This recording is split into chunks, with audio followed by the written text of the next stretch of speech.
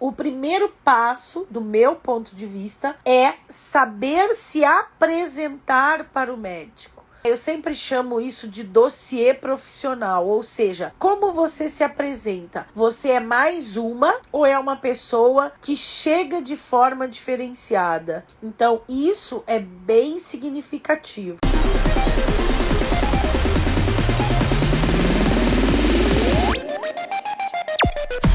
A segunda questão é o que eu falei, dominar, conhecer os processos cirúrgicos para que eu possa perguntar, questionar com o médico quais as técnicas que ele utiliza nas suas cirurgias para que eu possa entender o trabalho dele e propor os meus trabalhos, propor as minhas estratégias, propor os meus recursos, para não ser mais uma pessoa que faz mais do mesmo. Só faz drenagem, só faz taping, só faz mobilização, só faz alongamento respiratório, ou seja, o que na verdade eu tenho para oferecer. Porque cada médico vai vir de uma formação diferenciada. E aí eu preciso entender, por exemplo, a diferença entre uma lipoaspiração de média, uma lipoaspiração de alta, uma lipoaspiração com recurso externo, com o Rifol ou o Renuvion, uma HD com Renuvion ou com Rifol. Então, assim, eu preciso ter esse domínio para que eu possa mostrar que eu entendo a tecnologia, que eu tenho o meu raciocínio para atuar com aquilo ali, baseado em evidência, baseado em ciência, e daí poder entregar para ele, discutir e conversar com ele aquilo que eu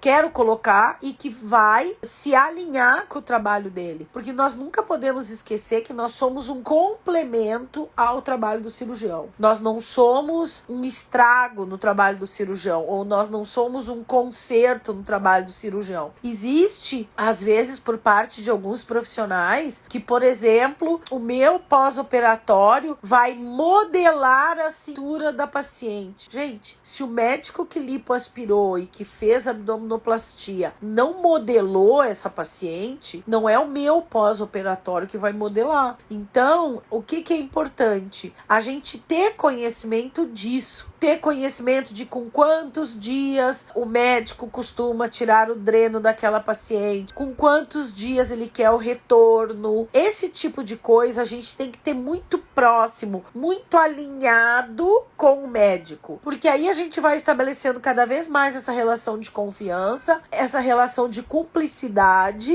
e o médico vai nos indicando para os pacientes e nos indicando para os colegas. Isso é que é o legal, quando ele gosta tanto, ele confia tanto no nosso trabalho, que ele acaba por nos indicar para outros profissionais, indicar que outros profissionais conheçam o nosso trabalho. Então a gente procura lá no Surgical, dá para vocês um embasamento, a gente tem um módulo bônus que dá isso, sabe? Como fazer um dossiê, como entender esse processo com o médico, como alinhar a apresentação do nosso trabalho. Então isso para mim é o dossiê, o conhecimento técnico, a intimidade com o médico e com a estratégia dele de trabalho, para que a gente possa, quando identifica alguma coisa fora do nosso conhecimento, falar com esse médico à vontade, dizer: doutor, a paciente está apresentando isso, aquilo, um tumor, um rubor numa certa região. O que o senhor acha que a gente poderia fazer? O senhor não gostaria de ver essa paciente? Ou, doutor, eu estou mandando a paciente para o senhor porque eu encontrei uma situação que eu não estou acostumada a encontrar. Então a gente tem que ter esse alinhamento, e é esse alinhamento que vai nos fazer ficar próximo e ter essa confiança do médico. Então, para que a gente consiga ser essa referência que a gente quer, de estar sempre com a nossa agenda lotada, de estar sempre tendo contato, recebendo pacientes, isso é uma coisa importante. A gente tem que começar a entender que o trabalho em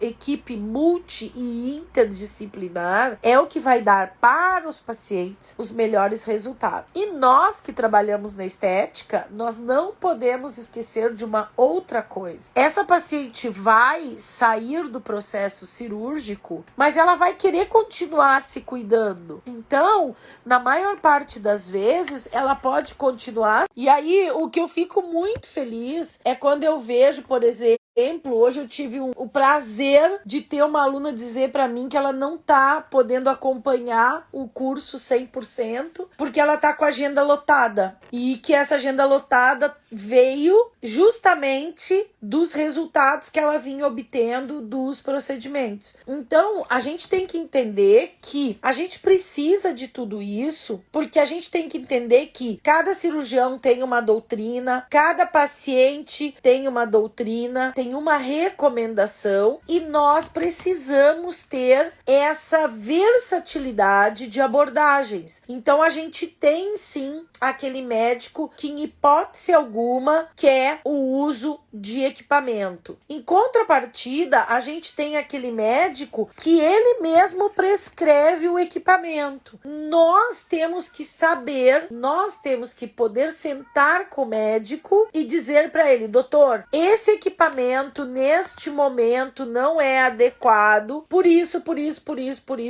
porque a ação dele é essa, funciona assim, assim. Então eu acho que isso, gente, é o que vai nos tornando referência entre as clientes e entre os médicos que vão solicitar o nosso trabalho. Então, assim, eu tenho que saber usar o aparelho, quando e como, por quê e quanto usar um aparelho num pós-operatório, mas eu também tenho que trabalhar com o pós-operatório sem usar aparelho, se for a vontade daquele médico, daquele profissional, e aos poucos ir conversando e mostrando para ele o porquê que ele deveria usar ou o porquê que ele não deveria usar aparelho como ele deseja. Então, isso, gente, é que eu acho que é o mais importante. É a gente saber dialogar. E não adianta, tá, gente? O saber dialogar não está em certificado que vocês estão colecionando na parede. O certificado que eu coleciono na parede, que eu boto lá no quadrinho, é do meu ego e é para mostrar para as pessoas que entram no meu estabelecimento que sim, que eu sou uma profissional, que eu estudo, que eu sou uma profissional, que eu me atualizo. Na verdade, para que eu me torne a referência, eu tenho que ter mais do que o certificado na parede. Eu tenho que ter o conhecimento arraigado em mim. Eu tenho que estar com conhecimento dentro de mim, justamente para que eu possa explicar, educar e conversar com a minha paciente ou com a minha equipe de profissionais e principalmente conversar com o médico, conversar com a enfermeira desse médico, dessa clínica, conversar com a instrumentadora que muitas vezes está lá disponível. Então, se eu não tenho o conhecimento para conversar, para dialogar, para arguir com o médico sobre aquilo que ele deseja que seja feito no pós-operatório, como é que eu vou me tornar uma profissional referência? Então, um exemplo, por exemplo, é a lipo-MD. A lipo-MD é uma lipo que ela não pode receber taping nos primeiros 15 dias. Por que ela não pode receber taping nos primeiros 15 dias? Porque ela fica com um retalho de tecido para aderência da pele muito fino. E qualquer colocação de taping, contração nesse tecido, pode estragar o resultado. Como é que eu vou chegar para um médico que adora taping e que quer que ponha e vou explicar isso para ele? Então eu tenho que ter o conhecimento do taping para falar, eu tenho que ter o conhecimento da cirurgia para falar, eu tenho que ter conhecimento da pele para explicar, para que eu possa deixar tudo isso bem claro, para que ele entenda o porquê não se usar. Por que eu não vou usar o ultrassom no primeiro dia de pós-operatório, 3, 4, 5 dias, que às vezes o médico pede. Eu tenho que saber o que falar.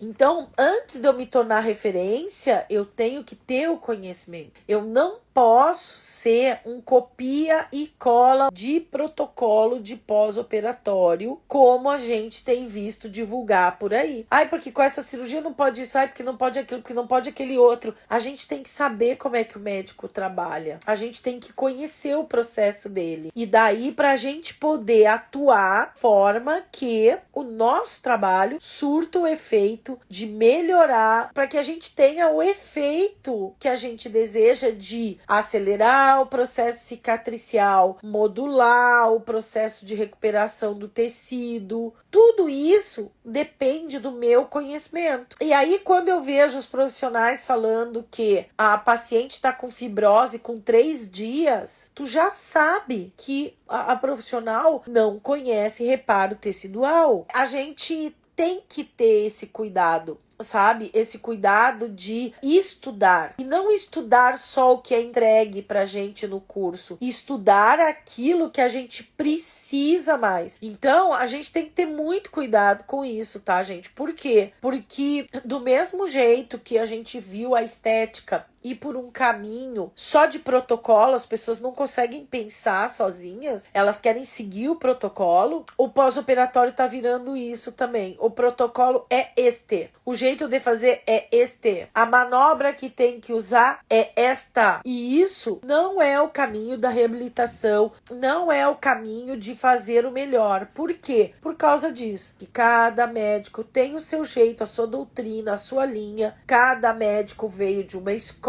cirúrgica diferente, cada médico tem um conhecimento prévio diferente. Então a gente tem que entender, por exemplo, que existem várias técnicas para fazer lipo de alta definição. A Total Definer é uma delas. Então, isso é muito importante. Entender que, por exemplo, quem foi aluno é mais antigo do professor Ivo Pitangui atua de um jeito. Quem faz HD Total Definer do Royos vai por outra linha. Quem faz HD sem ser Total Definer é outra linha. Quem faz a lipo de média definição é outra linha. Se a paciente fez lipo de suave definição, é outro caminho. Então, isso a gente precisa entender. E aí, gente, entender essas sutis diferenças acaba sendo muito importante para o pós-operatório que nós vamos trabalhar. Eu não posso achar que o pós-operatório que eu fazia 6 anos atrás é o mesmo pós-operatório que eu faço hoje em dia. Não é mais. A gente tem outras doutrinas, outros conhecimentos, outras técnicas.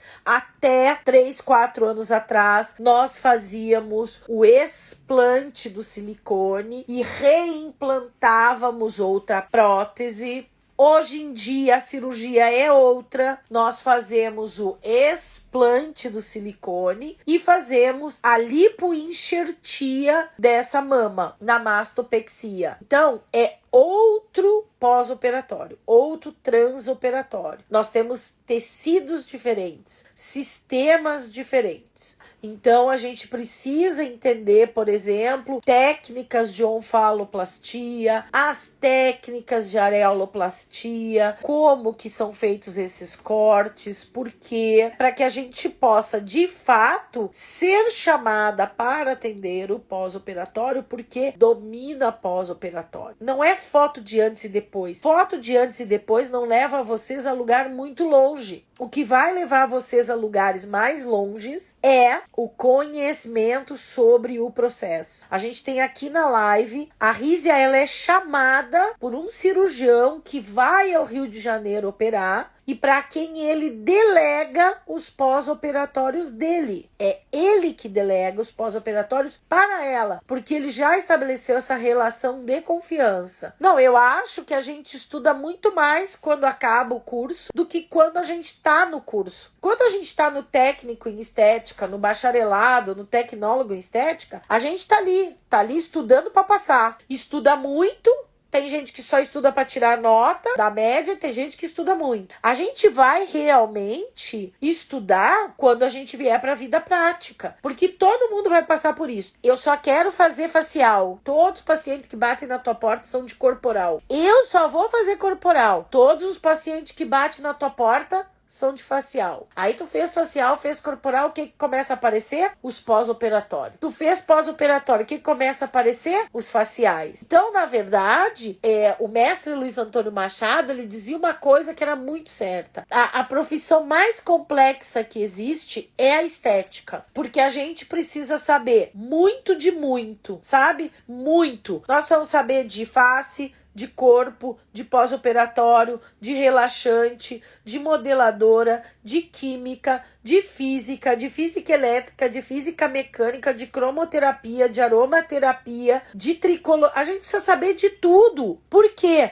Porque a gente tem que abordar o nosso paciente de várias maneiras. A gente precisa entender um pouquinho de nutrição. O paciente está com uma pele horrorosa e fala para você que não vai no banheiro faz 7 dias, que demora 7 dias para ir no banheiro. Como é que uma pessoa dessa vai querer fazer um tratamento de pele lindo? A paciente tá lá fazendo um tratamento de peeling e fala o que pra você? É feriadão, eu tô indo pra Santos, Guarujá.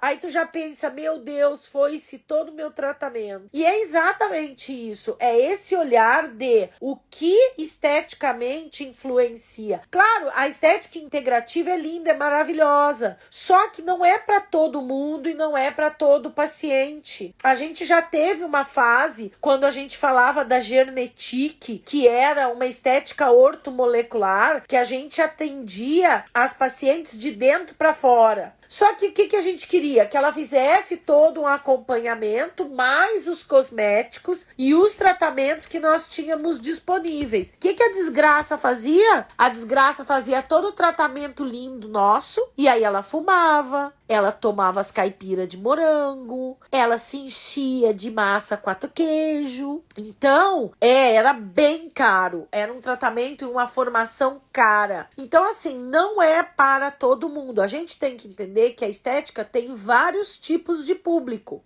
Tem aqueles que querem fazer vários tratamentos e que vão fazer um super cuidado e uma super manutenção. Tem aqueles que não vão fazer. É uma luta diária, praia linda o ano inteiro, exatamente. Pessoal lá de João Pessoa, pessoal de Aracaju, todo mundo passa por isso. Então, assim, a gente tem que ter esse olhar de que trabalhar com o pós-operatório, o transoperatório, e quando a gente consegue, seria o ideal e o apaixonante pré-operatório, é uma relação de casamento, é um namoro, onde a gente tem que ter um diálogo muito grande. É um diálogo de o que você espera de mim, o que você está me entregando para que eu possa usar as ferramentas que eu tenho para te entregar o que tu quer. Então é sempre um jogo de vai e volta, vai e volta. Se eu não consigo ter com o médico essa relação, nunca o meu pós-operatório será maravilhoso. Então, é um triângulo amoroso entre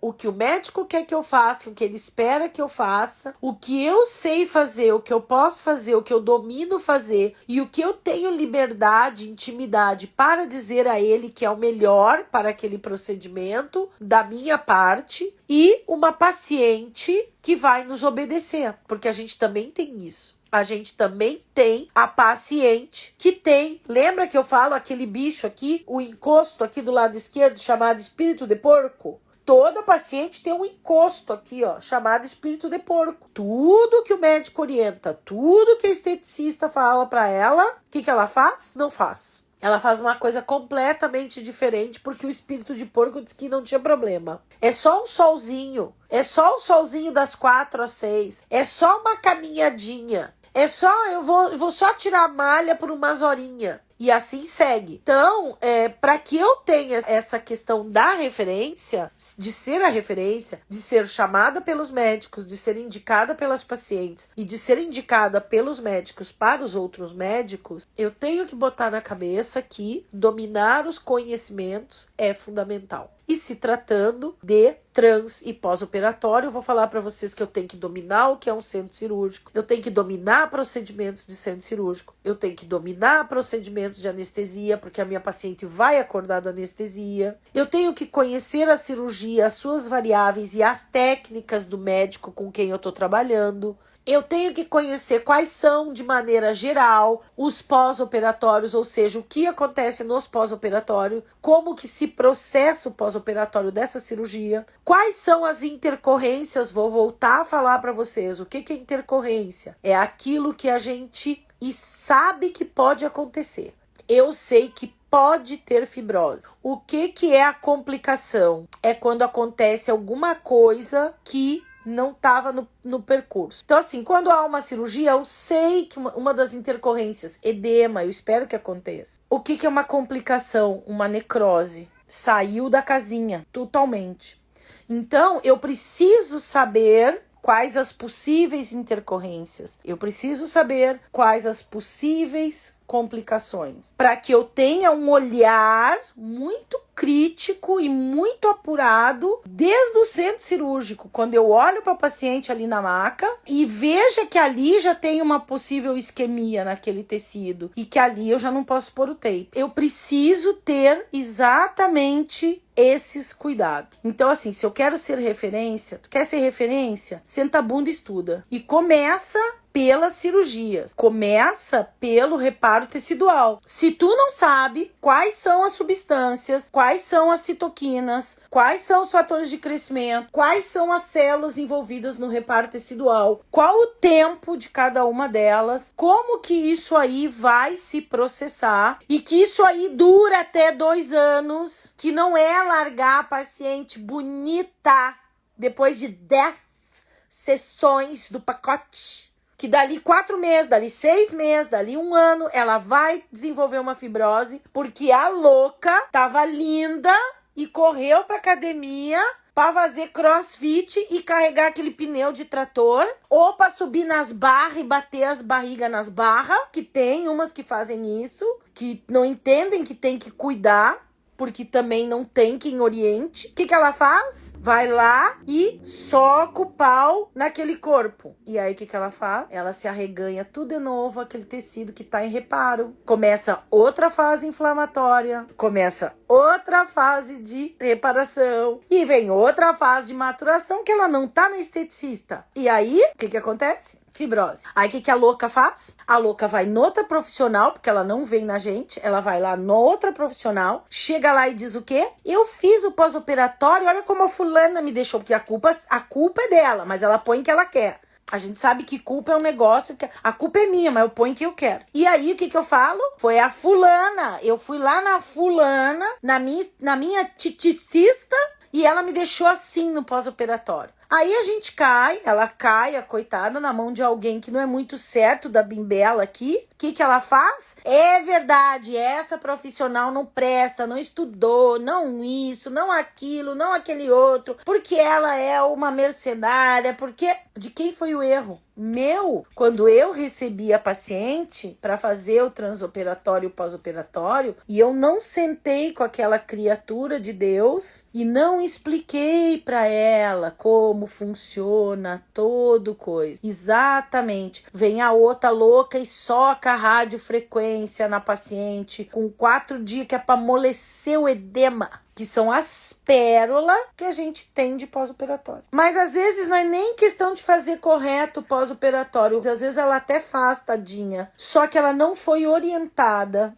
Por quê? Porque nós temos olhado muito no nosso umbigo, naquele pacote, naquelas 10 e 12, 6 e 8 sessões. É isso que tem acontecido. A gente não tem olhado a nossa paciente de pós-operatório como alguém que vai estar em reabilitação, como alguém que vai estar em recuperação, como alguém que vai estar tratando do seu pós-operatório por 2 anos. A gente não enxerga isso. A gente enxerga, a maior parte das pessoas botou na cabeça que pós-operatório é uma área que dá dinheiro. Só que ela é uma área que ela exige muita responsabilidade. Responsabilidade com o meu trabalho, com o meu paciente, principalmente com o médico para quem eu tô trabalhando. Porque independente de eu conhecer ele ou não, eu tô trabalhando para ele, pro trabalho dele, o trabalho que ele fez. Então, no mínimo, eu deveria ter respeito com relação a isso. Respeito com relação ao trabalho que esse profissional fez. Então, o que a gente vê é que existe uma grande preocupação com o ganhar dinheiro com o pós-operatório, mas esse ganhar dinheiro não está relacionado relacionado à responsabilidade que eu tô assumindo com esse paciente. E é uma responsabilidade que vai durar 2 anos. Sim, vai durar 2 anos. Por que que a gente vê um monte de paciente vindo refazer cirurgia porque fibrosou tudo de novo? Porque tá tudo fibrosado, vai ter que refazer cirurgia. Porque não houve orientação. E muitas vezes essa orientação a gente tem que conversar com o próprio cirurgião. Por isso que eu acho que é tão importante a gente ter uma proximidade com o cirurgião, ter uma proximidade com a enfermeira, ter uma proximidade com a recepcionista da clínica. São essas pessoas que vão nos dar os caminhos. Mas pra gente fazer isso, primeiro a gente tem que saber chegar. Quando a gente chega, a gente tem que ter o que entregar. E muitas vezes a gente tá chegando com a mão vazia ou com a mão do mais do mesmo, oferecendo o mesmo que todo mundo oferece. Então, isso pra mim é muito importante, que a gente tenha essa mudança, que é uma das coisas que é um trabalho de formiga, mas vai passando, cada 10 alunos que vai passando pela minha mão, vai aprendendo um pouquinho, vai vendo um pouquinho, vai assimilando um pouquinho, vai concordando um pouquinho. Se 2, 3 concordam, já vão pro mercado com essa ideia, com essa visão. E aí o que acontece? A paciente, ela compra um sonho, ela compra uma idealização que a gente sabe que muitas vezes não vai ocorrer nesse processo cirúrgico. Vai chegar perto daquilo, vai chegar perto daquele resultado que ela gostaria. Então, isso é importante. A gente mergulhar, a gente ficar exaustivamente conversando como ficam os médicos, gente. Fazer mesa redonda, vai ter mesa redonda nesse evento, a gente vai ter cirurgião plástico conversando com a gente, falando, vai ter anestesista conversando com a gente, vai ter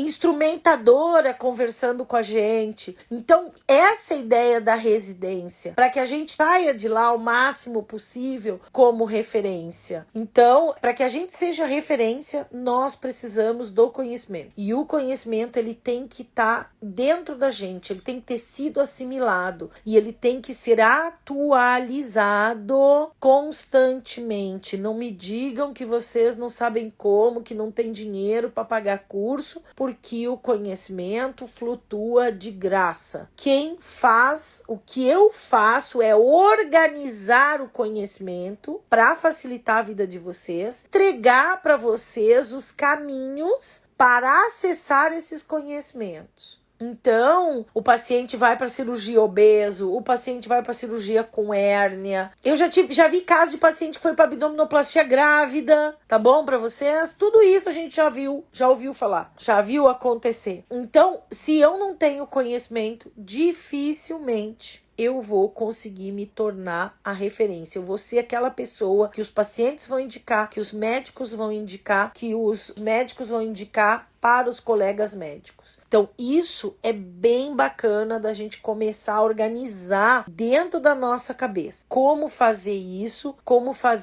acontecer de um jeito que eu consiga usufruir dessa relação toda, dessa inter-relação, e que eu possa trabalhar e delegar. Eu falo para vocês, eu trabalho com uma físio. Eu delego os meus pacientes que eu não posso atender para uma físio e não tem problema nenhum, porque eu tenho limitação. A gente trabalha com o mesmo olhar. Às vezes não é nem a técnica que é tão importante, mas o olhar e o discurso com os pacientes e com os médicos é importante, sabe? Entender que a gente tem que sair do mediano, tem que sair do medíocre, tem que sair do mais do mesmo, tem que sair do todo mundo faz a mesma coisa, tem que sair do copia e cola para atender com virtuosismo, para atender com excelência, para atender como sendo uma pessoa diferenciada, ser o diferencial.